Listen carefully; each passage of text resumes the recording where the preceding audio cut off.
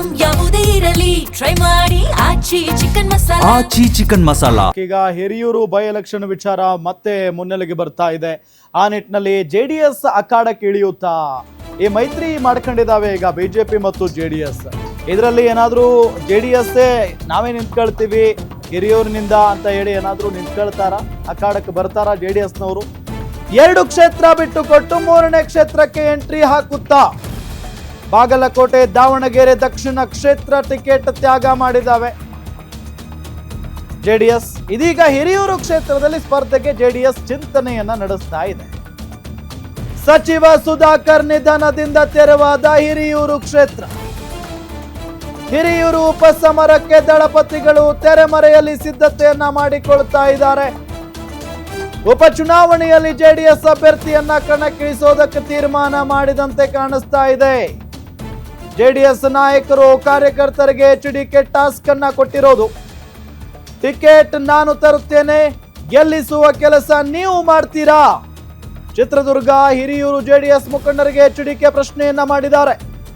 ಕುಮಾರಸ್ವಾಮಿ ಭೇಟಿ ಮಾಡಿದ್ದ ಚಿತ್ರದುರ್ಗ ಜೆಡಿಎಸ್ ಮುಖಂಡರು. ಹೀಗಾಗಿ ಶೀಘ್ರದಲ್ಲೇ ಬಿಜೆಪಿ ಹೈಕಮಾಂಡ್ ಜೊತೆ ಎಚ್ಡಿಕೆ ಮಾತುಕತೆಯನ್ನ ನಡೆಸುವಂತ ಸಾಧ್ಯತೆ ಇದೆ. ಒಕ್ಕಲಿಗ ಯಾದವ ಮತಗಳು ನಿರ್ಣಾಯಕವಾಗಿರುವಂತಹ ಕ್ಷೇತ್ರ ಹಿರಿಯೂರು. 2 ಸಮುದಾಯದ ಒಬ್ಬ ಅಭ್ಯರ್ಥಿಗೆ ಟಿಕೆಟ್ ನೀಡಿ ಗೆಲ್ಲಿಸೋದಕ್ಕೆ ಜೆಡಿಎಸ್ ಪ್ಲಾನ್ ಮಾಡ್ತಾ ಇದೆ.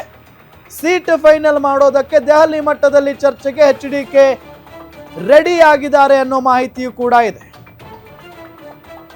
ಯಾಕೆ ಅಂತ ಅಂದ್ರೆ ಈಗ ದಾವಣಗೆರೆ ಮತ್ತು ಬಾಗಲಕೋಟೆ ಬೈ ಎಲೆಕ್ಷನ್ ಆಯಿತು. 2ಕ್ಕೆ 2 ಕ್ಷೇತ್ರಗಳನ್ನು ಕೂಡ ಬಿಜೆಪಿ ಸೋತು ಬಿಟ್ರು.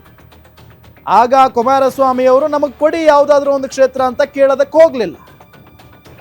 2 ಬಿಟ್ಟು ಕೊಟ್ಟಿದ್ದಾರಲ್ವಾ, ಈಗ ತ್ಯಾಗ ಮಾಡಿದಾರಲ್ವಾ, ಇದು 3ನೇ ಕ್ಷೇತ್ರ. ಸೊ ಹಾಗಾಗಿ ನಮಗೆ ಕೊಡಿ ಅನ್ನೋದು ಜೆಡಿಎಸ್ನ ಒತ್ತಾಸೆ ಆಗಿರುತ್ತೆ.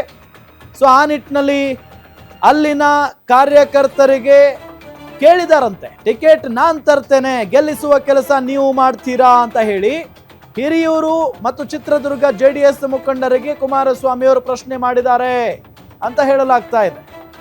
ಸೊ ಕುಮಾರಸ್ವಾಮಿ ಅವರನ್ನ ಭೇಟಿ ಮಾಡಿದ್ರು ಚಿತ್ರದುರ್ಗ ಜೆಡಿಎಸ್ ಮುಖಂಡರು. ಈ ಸಂದರ್ಭದಲ್ಲಿ ಈ ರೀತಿಯಾದಂಥ ಮಾತುಕತೆ ಆಗಿದೆ ಅಂತ ಗೊತ್ತಾಗ್ತಾ ಇದೆ. ನೋಡೋಣ ಮುಂದಿನ ದಿನಗಳಲ್ಲಿ ಏನಾಗುತ್ತೆ ಅಂತ ಹೇಳಿ.